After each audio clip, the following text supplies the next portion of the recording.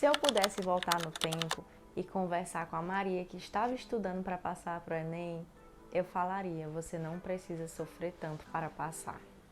Hoje eu quero te contar os principais erros que eu cometi quando estava estudando para passar no Enem, para que você não precise repeti-los. Existe uma frase clássica que diz: o homem inteligente aprende com os próprios erros, o sábio aprende com os erros dos outros. E aí, o que você quer ser? Inteligente, para passar a vida toda errando e tendo que aprender com os próprios erros, ou sábio, que é capaz de aprender com os erros de outra pessoa? Capaz de aprender com os meus erros? Exerça a sabedoria e aprenda com os meus erros, pois nesse vídeo eu vou te contar tudo que eu errei. Sejam bem-vindos ao meu canal, meu nome é Maria Barbosa, eu sou acadêmica de medicina na UFP e aqui nesse canal eu vou te contar a minha história real até chegar à medicina, todos os desafios que passei, dicas de estudo, produtividade, entrevistas, vlogs, muito conteúdo legal. Então já se inscreve no canal e deixa o like nesse vídeo que vem um conteúdo muito legal. Se você sonha alto e quer aprender de verdade, já se inscreve no canal e maratona todos os vídeos que tem aqui. Faz uma tarde aí, um Barbosa Flix e maratona tudo. Primeiro erro, estudar sem estratégia. Eu estudava muito, mas sem uma direção clara. Estudava tudo ao mesmo tempo e não priorizava matérias importantes, como química e física. Se você quer passar para medicina ou algum outro curso bem concorrido, você deve pesquisar o lugar que você quer passar e qual peso cada disciplina tem na sua média, na sua nota final. Como eu queria passar em medicina na UFP, a prova de ciências da natureza, que contém biologia, química e física, era a que tinha maior peso, valia peso 5. Então, na minha média, aquela nota ia ser multiplicada por 5 e dividida. Então, era a disciplina que tinha maior peso. Então, você deve pensar: ah, Maria, então, na sua preparação você focou bastante em ciências da natureza? A resposta é não.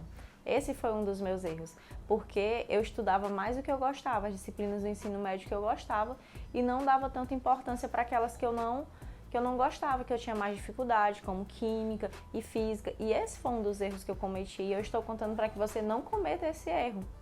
Quando você está estudando para o pré-vestibular, você tem que estudar tudo, não só as disciplinas que você gosta. Depois que você passar por curso que você quer, aí você estuda só as disciplinas que você gosta.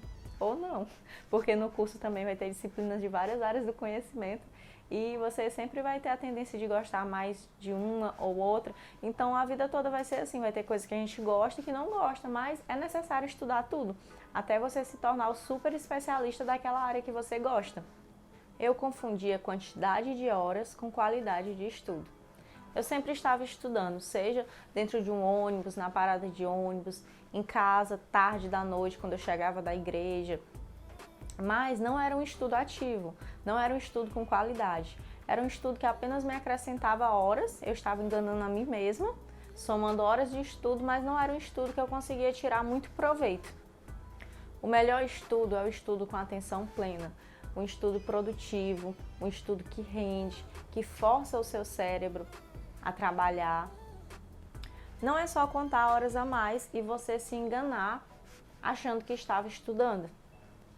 Segundo erro, ignorar a importância das provas antigas.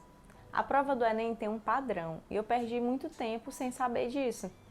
As questões se repetem, o raciocínio, a forma de resolver. Eu estudava teoria demais, mas fazia poucos exercícios no estilo da prova. Então, para passar no Enem, você precisa fazer questões. Só resumos bonitinhos, mapas mentais, ali não vão te fazer passar. Você precisa treinar por questões, treinar por simulados, tempo de prova, desenvolver sua estratégia de prova. Tudo isso é muito importante no seu estudo. Fazer simulados, estilo Enem frequentemente.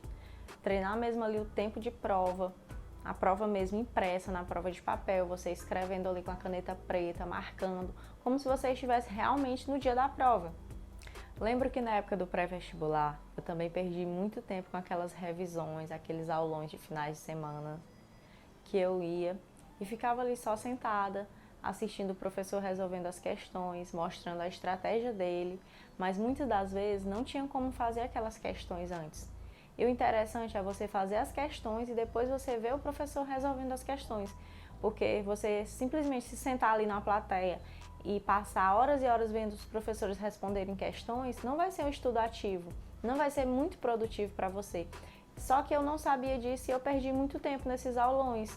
Ia para o aulão, fingia que estava estudando, que estava aprendendo alguma coisa, e muitas pessoas ainda fazem isso, vão por desencargo de consciência, para dizer que fez algo no sábado, no domingo, que estava estudando, mas no final aquilo ali não vai acrescentar muito. É igual você ir para o cursinho, a maioria dos cursinhos, a metodologia é uma apostila de questões, onde o professor vai revisar os assuntos com base nas questões, vai responder as questões em sala de aula, e você ficar ali só sentado vendo o professor resolver questões. Se você não tiver feito aquelas questões em casa, com antecedência, o seu proveito vai ser muito menor daquela aula. Então, não adianta você ficar só vendo os professores respondendo as questões se você não responder, se você não treinar e ter a sua própria estratégia. Porque no dia da prova, não são eles que vão lá fazer a prova por você, é você que vai fazer a prova. Então, quanto mais cedo você começar a fazer questões, melhor. Terceiro erro: estudar como todo mundo. Como já dizia sua mãe, você não é todo mundo. Então, se você não é todo mundo, não é todo estudo que funciona para você. Você precisa descobrir o seu método individual de estudo, o que funciona para você. Tem um vídeo aqui do canal que eu falo sobre estratégias de estudo. Eu vou deixar o link aqui para você assistir e descobrir qual método se encaixa melhor para você. Existem pessoas que às vezes querem copiar rotinas irreais da internet. Vê o Instagram de um famoso, vê lá um Instagram cheio de resuminhos, de mapas mentais e quer copiar aquela rotina, quer copiar o que aquela pessoa faz, quantos simulados aquela pessoa diz que faz por semana, quantas questões aquela pessoa diz que faz por dia. Mas isso é prejudicial, porque as pessoas são diferentes. Não adianta você querer copiar alguém, sendo que você não tem o mesmo ritmo que aquela pessoa. Existem muitas variáveis nesse processo. Então muita gente fica triste, deprimida. Ah, eu não consigo fazer igual a fulana. Porque você não é a fulana, você é você. Você tem sua história, sua bagagem. Você é diferente. Então o seu estudo também tem que ser diferente. E a comparação excessiva, ela é adoecedora. O sentimento de culpa por não render igual aos outros. Isso acaba adoecendo a pessoa mentalmente. E isso só melhora quando você busca o autoconhecimento, quando você descobre o que funciona para você. Eu só comecei a evoluir quando eu descobri que estudar bem é diferente para cada pessoa. Hoje eu sei o que funciona para mim e você também vai descobrir o que funciona para você. Quarto erro: não cuidar da parte emocional. Muitas vezes eu falhava por estar emocionalmente esgotada e nesses dias até o meu rendimento nos simulados caía. Durante esse período de preparação de pré-vestibular, eu passei por diversos sentimentos de ansiedade, medo de não dar certo, de não conseguir, medo de estar perdendo o meu tempo.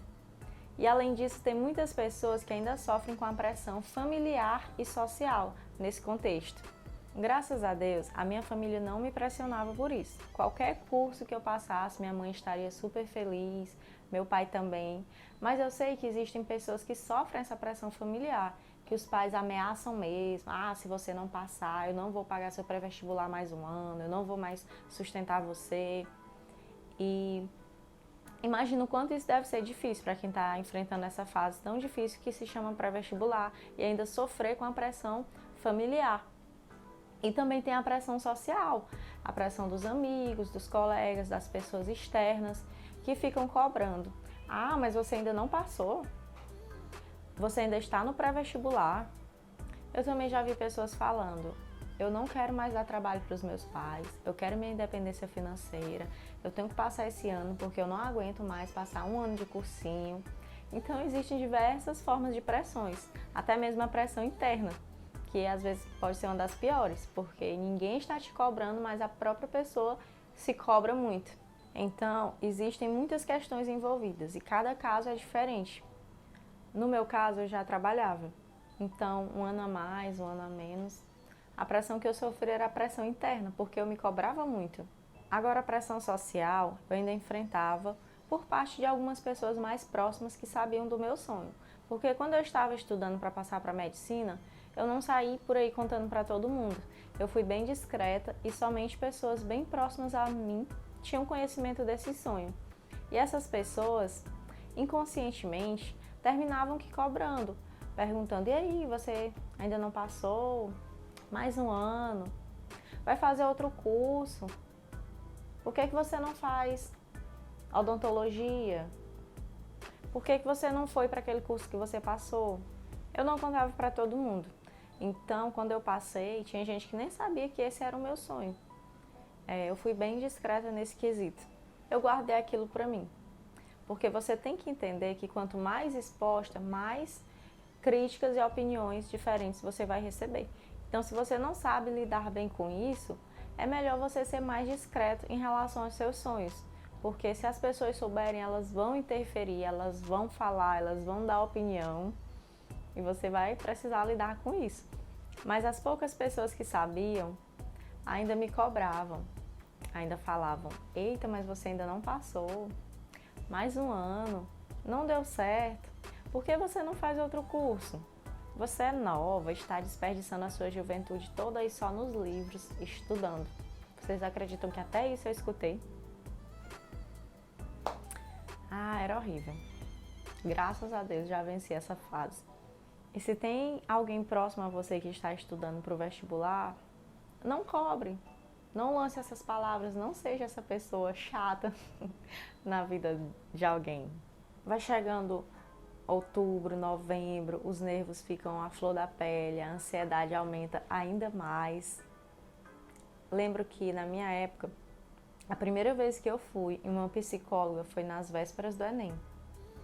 O sobrepeso emocional estava tão grande que eu não aguentei, eu precisei colocar para fora, desabafar, e eu saí dali me sentindo mais leve. Por isso eu aconselho você que está passando por essa fase, se precisar, faça terapia, vai te ajudar muito. Outra coisa que me ajudava bastante era o contato com a natureza, sair, passear, ir a uma praça, ao Parque da Cidadania, à igreja. Geralmente o domingo era o meu dia off. Aproveitava esse dia para não estudar e focar em outras atividades. Isso servia para desacelerar e começar a segunda-feira com a mente mais renovada, refrigerada, para enfrentar uma nova semana de estudos. Quinto erro: subestimar a redação. Redação é treino. Redação não é dom, é treino. E eu tive que aprender isso. Quanto mais eu treinava, mais eu melhorava.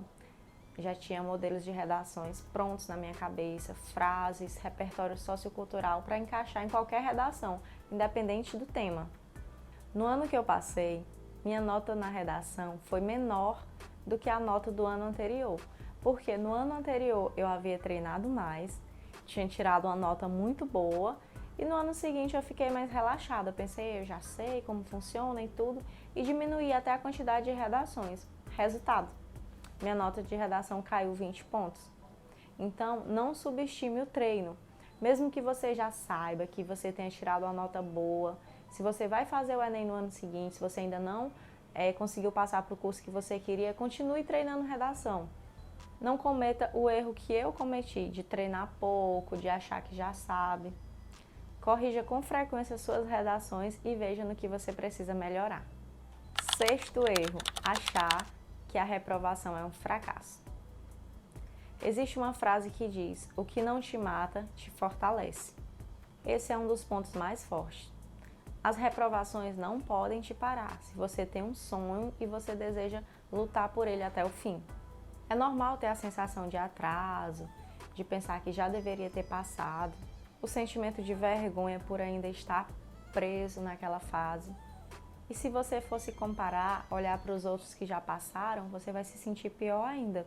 Hoje eu entendo que cada reprovação estava me preparando para o dia da minha aprovação, para poder celebrar, agradecer a Deus, desfrutar daquilo com tanta alegria, que foi fruto de tanto esforço. Eu posso olhar para trás e ver tudo que eu aprendi nessa caminhada, como eu precisei ser resiliente, acreditar mais em mim, confiar mais em Deus, me reerguer, me superar e acreditar em mim mais uma vez. Então, para finalizar, não deixe a reprovação te parar. Ela pode fazer parte do processo. Uma pessoa que é faixa preta hoje é um faixa branca que não desistiu, apesar dos seus erros. O que eu faria diferente hoje? Planejamento simples, baseado nas disciplinas com maior peso e nos assuntos que mais caem. provas antigas desde o início, treinar bastante por questões, fazer revisões constantes, cuidar da mente e do descanso. Não é sobre ser perfeito, é sobre ser constante. Se você está estudando para o Enem agora, saiba que você é capaz. Não desista até chegar a sua vez. Só não consegue quem desiste. Se você gostou desse conteúdo, curte esse vídeo, se inscreve no canal, ativa o sininho e comenta aqui embaixo qual erro você mais se identificou. Um beijão para você que assistiu até aqui. Deus abençoe. Tchau. Até o próximo vídeo.